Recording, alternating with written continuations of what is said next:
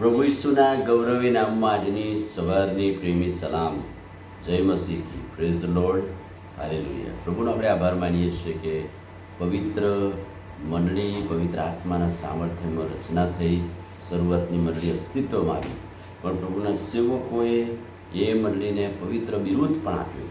આ મંડળીની સરખામણી કે આ મંડળીનું પ્રતીક શું છે, અને આજે સવારે 3 પ્રતીક બાઇબલમાં આપેલા છે. આપણે એ 3 પ્રતીક પ્રમાણે મંડળીમાં અસ્તિત્વ ધરાવીએ છીએ. પહેલી વાત, મંડળી એ ખ્રિસ્તનું શરીર છે.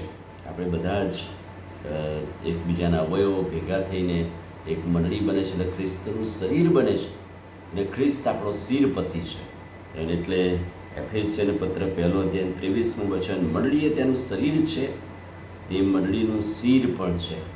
એટલે મંડળી એ ખ્રિસ્તનું શરીર. આપણે બધા જ અલગ અલગ અંગ અને અવયવો બનીને ખ્રિસ્તનું શરીર બનીએ છીએ. એટલે મંડળીનું પ્રતીક એ ખ્રિસ્તનું શરીર બતાવવામાં આવેલું છે. 1 કોરિન્થી 6 અધ્યાય અને 15મું વચન, તમારા શરીર ખ્રિસ્તના અવયવો છે તે તમે નથી જાણતા?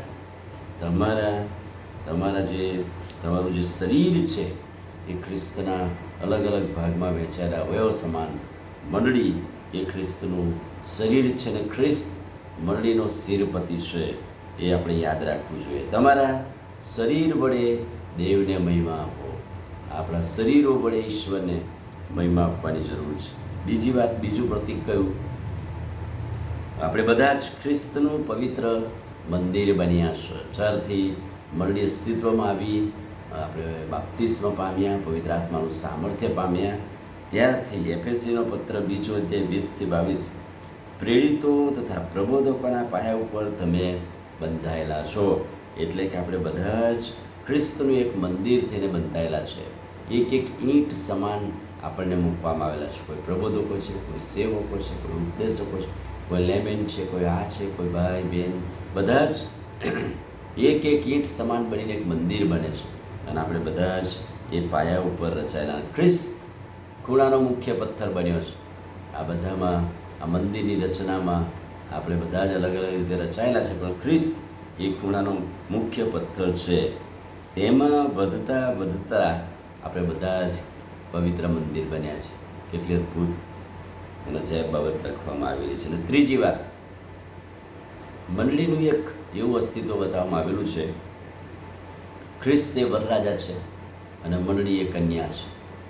અને આ કન્યાને લેવા વરરાજા એક દિવસ આવશે.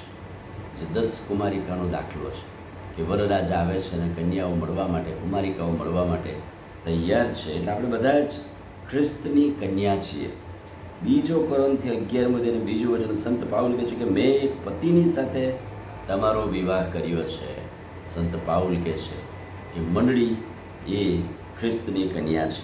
એફએસી 5:22-33માં લગ્નની વાત ને પતિ પત્નીની વાત ને વિશ્વાસ ઉપરાની વાત છે. પતિ અને પત્નીની વાત કહીને સંત પાઉલ મંડળી અને ખ્રિસ્તના સંબંધને પ્રગટ કરે છે. હું ખ્રિસ્ત આ મંડળી સંબંધી કહું છું, એવું કહે છે. વર કન્યાની વાત કહે છે, પતિ પત્નીની વાત કહે છે, પણ તમે એમ કહે છે કે હું તો કોના વિશે વાત કહું છું? ખ્રિસ્ત અને મંડળી સંબંધી. એટલે ખ્રિસ્ત વરરાજા પતિ અને મંડળી એની કન્યા. અને એટલા માટે 3 પ્રતીક, મંડળી એ ખ્રિસ્તનું શરીર છે, મંડળી એ પવિત્ર મંદિર છે, અને મંડળી એ ખ્રિસ્તની કન્યા છે. અને આપણે બધા જ એમાં રચાયેલા કે બંધાયેલા છીએ. આમીન. પ્રાર્થના કરીએ. ભલા પ્રભુ, આજે સવારે અદ્ભુત ખાતરીદાયક પવિત્ર વચન માટે આભાર. વચનના પ્રકાશમાં અમને દોરો, અમને તમારું સામર્થ્ય. પ્રભુ ઈસુના નામમાં પ્રાર્થના કરીએ છીએ. સાંભળો ને માન્ય કરો.